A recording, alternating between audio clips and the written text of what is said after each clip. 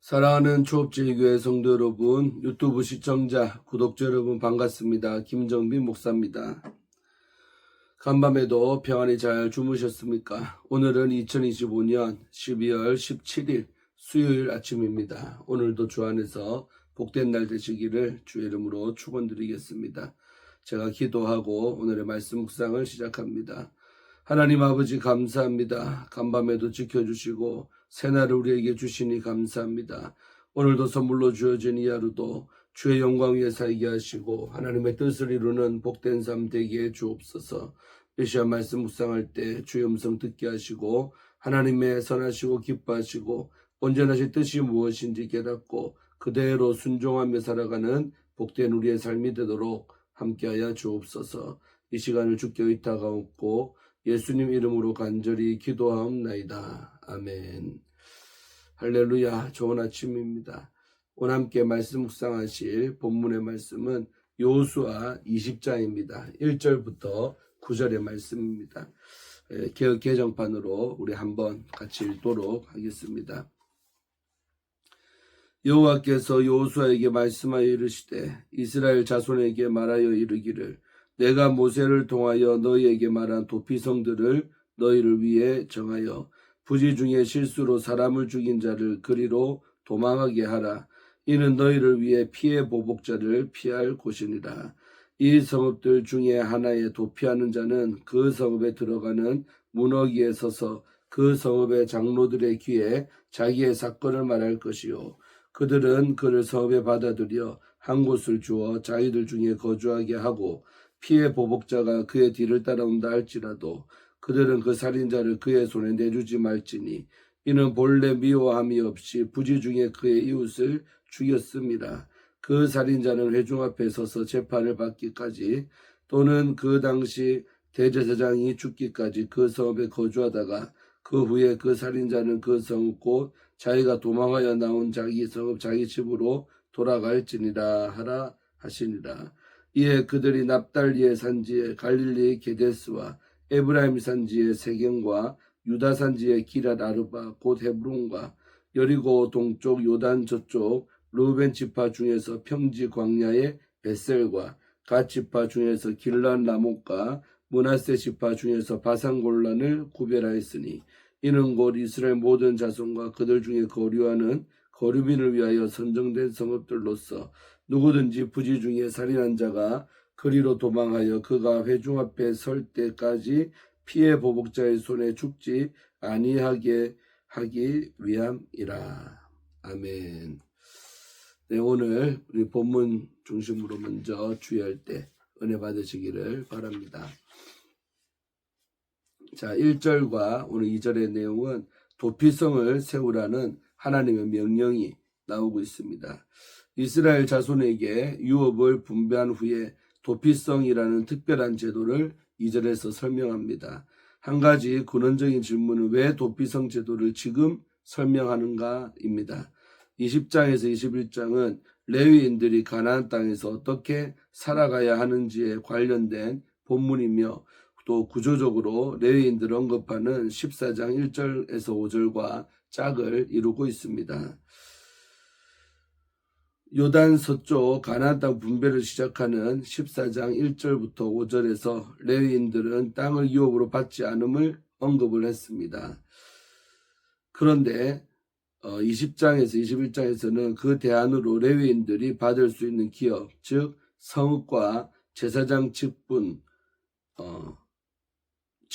있다는 것을 설명을 합니다. 따라서 요단 서쪽 영토를 분배하는 단락은 레위인들에 관한 언급으로 시작하고 끝납니다. 이는 기업의 본질을 생각하게 합니다. 레위 지파뿐 아니라 모든 지파의 진정한 기업이 하나님이심을 상기시키는 것이지요. 도피성은 그와 같은 메시지를 전달하는 핵심 제도입니다.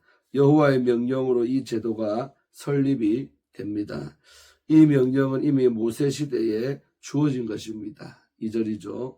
원칙적으로 땅은 하나님의 것이기에 땅의 정의와 용도는 하나님께 달려있다고 합니다. 그 땅 가운데 정해진 도피성은 하나님을 기업으로 삼은 레위인들이 관리하는 곳입니다. 참고로 도피성에 관한 원리는 출애굽기 21장 13절에 등장하고 또 원리를 제도화한 내용은 민수기 35장 6절 또 9절에서 34절을 통해서 이미 제시가 되었습니다. 그래서 우리 독자들은 도피성의 중요성을 문자적으로 알 수가 있습니다.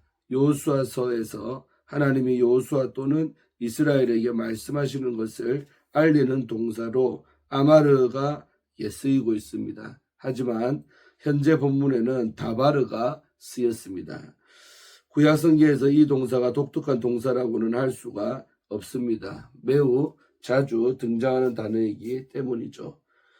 하지만 여호수아서에서는 6회만 등장하며 하나님이 말씀하시는 상황에 사용된 용례는 현재 본문이 유일하게 독자의 관심을 끌 수가 있는 것입니다. 자, 우리 3절과 4절은 도피성의 기능과 그 목적에 관해서 말을 하고 있습니다. 도피성은 실수로 사람을 죽이고 도망가는 사람에게 도피성인 동시에 그 성읍 공동체에게는 그들을 받아들이는 성읍입니다. 이르 하미켈, 헤메켈라트, 히브리어로 도피성이라고 하는데 이것은 붙잡다, 또 포익하다라는 뜻의 동사 우리 칼라트에서 온 것입니다. 이 동사의 전치사 민이 접두된 형태이므로 붙잡힘으로부터라는 뜻이 될 수가 있는 것입니다. 동시에 민수기 4절과 또 35장의 맥락을 고려하여 도피성을 살인자를 끌어안아 보호하는 즉 도망자를 붙잡는 성읍으로 볼 수가 있습니다. 이러한 해석의 차이를 유의해서 보는 이유는 무엇입니까? 바로 성경이 기본적으로 살인을 용납하지 않음을 독자들에게 알려주는 것입니다. 현대의 독자들은 아무리 부지 중에 살인을 저지른 사례로 한정한다고 해도 왜 처벌을 피하는 제도를 마련한 것인지 의문을 표할 수가 있습니다. 그러나 도피성은 살인을 저지른 자가 도망가는 장소가 아닌 살인을 저지른 자를 받아주는 장소입니다. 현상 또는 기능적으로 두 설명이 다르지 않지만 제도가 담고 있는 목적은 다릅니다. 도피성은 적극적으로 보호하는 성읍입니다. 고대의 법제도 아래에서는 피해 보복이 가능했습니다. 민수기 35장 19절이죠. 하지만 하나님의 땅은 피로 오염되어서는 안 됩니다. 고의로 피를 흘려 오염된 땅은 살인자의 피로 그 오염을 제거해야 합니다. 하지만 고의가 아닌 살인에 대해서는 사형으로 다스리지 않게 하므로 추가적인 피 흘림을 예방하는 것이죠. 제도적으로는 살인자가 공동체의 판단을 받기 전에 죽임을 당하지 않게 하는 사회적인 안전장치가 되는 것입니다. 본문은 도피성에서 도망자가 어떻게 행동해야 하는지를 알려줍니다. 이 내용은 우리 민수기 35장과 또 신명기 19장에는 등장하지 않습니다. 도망자들은 성문에서 장로들에게 자신의 상황을 설명하고 장로들은 그가 거처할 장소를 마련을 해 주어야 합니다. 자, 다음으로 우리 5절, 6절, 2절은 우리 도피성 운영 방법에 대해서 말을 하고 있죠. 살인자가 도피성에 피했을 때 살인의 피해자와 관련된 이가 와서 살인자에게 보복하려고 하는 경우 성은 살인자를 내어줘서는 안 됩니다. 그 이유는 그가 부지 중에 살인한 것이기 때문인 것이죠.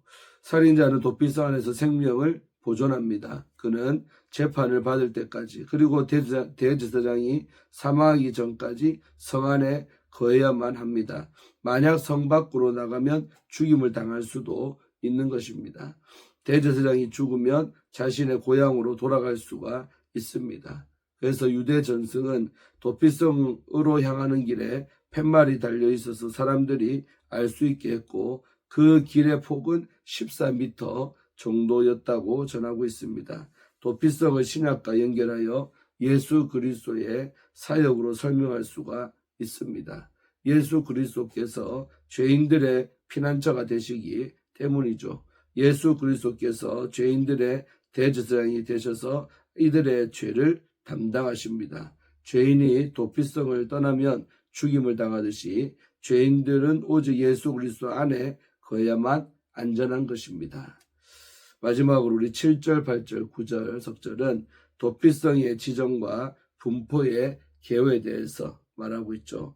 7절은 이스라엘의 거주지 안에 세워지는 도피성들을 열거하고 있습니다. 납달리의 게데스, 또 에브라임의 세겜, 유다의 기랄 아르바, 헤브론입니다. 8절은 요단강 동쪽의 도피성을 설명합니다. 루벤 지파의 벳셀, 또 우리 갓 지파의 길랄 라못, 또 므낫세 지파의 바산 골란입니다. 동편, 서편 모두 세 곳의 도피성이 있습니다. 지리적 위치가 세심하게 정해진 것으로 보입니다. 도피성은 어느 지역에서도 약 50km 안에 위치하고 있었으며 사람이 쉬지 않고 달리면 하루길에 당도할 수 있었습니다. 이 규례는 이스라엘 백성뿐 아니라 그 땅에 거주하는 외국인들에게도 적용이 되었습니다. 이는 이스라엘의 언약 공동체 안에 외국인도 들어올 수 있다는 여호수아서의 관심을 보여줍니다. 오경 또한 외국인이 이스라엘 언약 안에 들어올 수 있음을 열어두고 있습니다. 아멘. 이렇게 해서 오늘 주예를 마치고 마지막으로 피할 곳을 허락하시는 은혜라는 주제를 갖고 함께 또 말씀을 은혜 받기를 원합니다. 오늘 본문은 우리 도피성 지정에 관한 말씀입니다. 이는 단순한 행정적인 조치가 아닌 하나님의 공의와 자비를 보여주는 규례입니다. 실수로 사람을 죽인 자가 피할 수 있는 공간을 마련해 주는 것이죠. 이는 사람의 실수와 죄에도 회복의 길을 예비하신 하나님의 자비를 가르쳐 주고 있습니다. 우리는 삶의 자리에서 죄의 유혹에 넘어질 때 자비로운 하나님을 기억해야 합니다. 첫째로 사람의 실수를 아시는 하나님을 기억해야 합니다. 하나님은 고의적으로 계획적인 살인은 엄중히 다루시지만 실수로 사람을 죽인 경우는 피할 길을 주셨습니다. 이는 출애굽기 21장, 또 민수기 35장, 신명기 19장의 반복해서 강조가 되었고 여호수아 시대에 실현이 됩니다.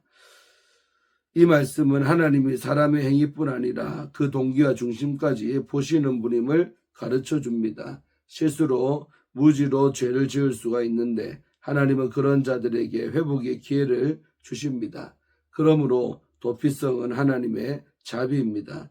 우리는 살아가면서 수많은 실수와 연약함으로 넘어집니다. 좌절하고 낙심하여 하나님께 돌아갈 용기를 내지 못할 때도 있습니다. 그때 기억해야 할 것은 우리 죄를 다하시는 예수님이 우리를 위해 생명을 내어주셨다는 사실입니다. 예수님의 사랑 때문에 우리는 하나님의 자녀가 되었고 그 은혜 때문에 하나님께 나아갈 수 있는 용기를 얻었습니다. 죄에 넘어질 때마다 회복할 기회를 주시는 하나님께 돌아가시기를 간절히 소망합니다. 둘째로 공의로우신 하나님을 우리는 기억해야 합니다. 본문은 하나님이 단순히 실수로 사람을 죽인 자가 피하도록 도피성을 만드신 것이 아님을 가르쳐주고 있습니다. 그것은 심판을 유예하고 진실을 규명해 회복할 기회를 주기 위한 공간입니다. 도피한 자는 그 성읍 장로들 앞에서 사건을 진술하고 보호받게 됩니다. 그러나 무조건적인 보호가 아니라 말씀의 검증을 통해 베푸시는 자비이지요. 하나님의 자비는 언제나 그분의 공의 위에 세워져 있습니다. 도피한 자는 고향으로 돌아가지 못하고 대제사장이 죽을 때까지 도피성에 머물러야 했습니다. 대제사장이 죽으면 그는 완전히 자유로워질 수 있었습니다. 이는 대제사장의 죽음이 일종의 대속적인 사건이며 또 예수 그리스도의 죽음을 예표함을 가르쳐주고 있습니다. 예수님은 우리 죄를 담당하신 대제사장이시며 그분의 죽음을 통해 우리는 참자유를 얻었습니다. 이 말씀은 우리에게 공의 없는 자비는 방종이며 자비가 없는 공의는 정죄라는 사실을 알게 일깨워 줍니다. 그래서 우리 삶에도 바로 이런 도피성이 필요합니다. 그것은 단순히 문제를 피하는 것이 아니라 회복을 준비하고 하나님의 뜻을 기다리는 은혜의 자리입니다. 침묵과 기다림의 시간을 통해 우리는 하나님을 더 깊이 경험하고 그분의 공의와 자비를 함께 누릴 수가 있습니다. 마지막으로 조건 없이 죄인을 품으시는 하나님을 우리는 기억해야 합니다. 본문은 도피성 제도가 이스라엘 가운데 거하는 타국인에게도 동일하게 적용된다라고 말을 하고 있습니다. 하나님의 은혜는 민족과 출신을 초월한다는 것을 의미합니다. 이는 오늘날 교회가 어떤 공동체가 되어야 하는지 가르쳐주고 있습니다. 교회는 문화, 출신, 또 신앙의 깊이에 따라 사람을 나누는 것이 아니라 누구나 와서 안식할 수 있는 은혜의 그런 도피성이 되어야 할 줄로 믿습니다. 예수님은 수고하고 무거운 짐진 자들을 초대했습니다. 그래서 믿음의 공동체는 예수님의 초청을 실현하는 그런 장소가 되어야 합니다. 우리 교회가 깨어진 세상 가운데서 하나님의 위로와 자비를 전하는 공동체로 세워지기를 간절하게 기도하십시다. 도피성은 하나님의 성품, 즉 공의와 자비, 또 회복과 용서를 상징합니다. 우리에게 도피성은 예수 그리스도이십니다. 우리의 참된 도피성이신 주님은 우리를 정죄가 아닌 생명으로 인도하십니다. 우리 교회와 가정, 삶의 자리가 그리스도의 은혜를 전하는 도피성이 되기를 원합니다. 서로에게 피난처가 되어주는 공동체, 또 공의와 또 자비가 어우러진 삶의 공간이 되기를 간절히 기도드립니다. 아멘. 이상으로 오늘 큐티를 마칩니다. 내용이 참 좋지요. 그래서 도피성을 허락하신 그 하나님의 마음, 의도를 깨닫기를 주의 이름으로 축원합니다. 제가 기도하고 마칩니다. 아버지 하나님 감사합니다. 오늘도 이 아침에 요수아서의 도피성 말씀을 통해 은혜 받게 하심에 감사하나이다. 실수로 사람을 죽였을 때 그 생명을 보존하기 위해 이렇게 이스라엘 전역에 6군데 도피성을 마련했던 그 하나님의 의도와 마음을 깨닫기를 원하나이다. 아버지 하나님, 우리들도 인생을 살아가며 참으로 원치 않은 죄에 빠지고 또 아버지 의도하지 않았던 잘못할 때가 있습니다. 그럴 때 우리 하나님께서 도피성을 마련했듯이 용서하시고 기회를 주시는 그 너그러우신 하나님의 사랑을 우리가 더 깊이 알게 하여 주셔서 아버지 하나님 품으시고 용서하시고 회복하시는 그 하나님의 사랑을 기억하며 우리도 다른 영혼을 그렇게 사랑과 자비로 또 품음으로 용납함으로 대할 수 있는 그런 영성의 사람이 되기를 원합니다. 정죄하며 살지 않게 하시고 비판하며 살지 않게 하시고 주님이 우리를 품었듯 우리도 영혼들을 품으면서 살아가는 그런 너그러운 사람 될 수 있도록 축복하여 주시옵소서. 오늘 하루도 그런 마음으로 살아가고 전일생을 그렇게 살아가기를 간절히 소원하옵고 우리를 죄에서 구원하신 예수님 이름으로 간절히 기도하옵나이다. 아멘. 할렐루야. 오늘도 좋은 하루 되시기를 바라고 저도 이제 부흥의 마지막 날인데 오늘도 오전과 저녁 2번 남았습니다. 지난 우리 5시간을 통해 많은 은혜 받았는데 오늘도 잘 마칠 수 있도록 끝까지 은혜가 임하게 기도해 주시면 감사하겠습니다. 또 내일 아침에 큐티로 뵙겠습니다. 샬롬.